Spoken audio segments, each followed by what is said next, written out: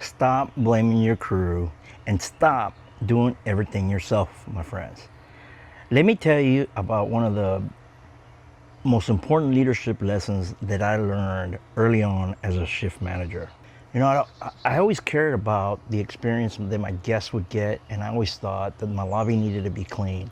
You know, again, that's one of the hospitality steps is cleanliness. So I really focused on making sure that the guests had a really clean a place to sit and come to, enjoy my restaurant. But I was the one that always went out there. I was sweeping, I was mopping, I was cleaning tables, I was checking out the beverage station. I was doing it all myself. I didn't delegate too much, or hardly at all. Again, early on in my career, and as a shift manager, and to be honest, I wasn't really paying attention to my career. I thought I could do it better. But then one day, my supervisor came in and he saw me doing all that, and he saw everybody else behind the counter. And he came up to me and he said, "The next time I see you sweeping, I'm gonna fire you." My friends, and at first I was shocked. I was like, "Oh my God, does he not want me to clean the lobby?" But then after a while and thinking about it, he wasn't telling me that the lobby wasn't important or the cleanliness wasn't important. He was telling me that while I was sweeping and cleaning the lobby, who was coaching my crew? Who was training my crew?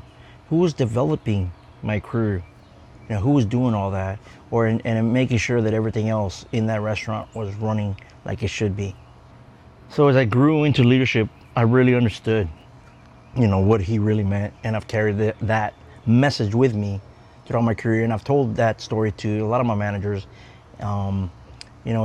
It's about the entire operation, and you cannot do everything yourself. You can't, because while you're doing all those things, who else is watching what's going on?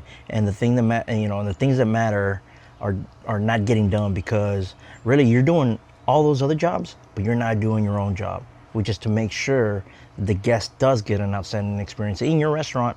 It's not happening because you're sweeping, you're running drive-through, you're, making the products, whatever the job might be. You're not delegating, you're not coaching, you're not training, you're not developing. So my friends, the leadership lesson of the day is stop blaming your crew or believing they can't do it, and stop doing everything yourselves. Train them, coach them, trust them. That's how we get ahead, and that's how we get results. Okay? And remember, you're only as good as your last visit, and I'll see you on the next one.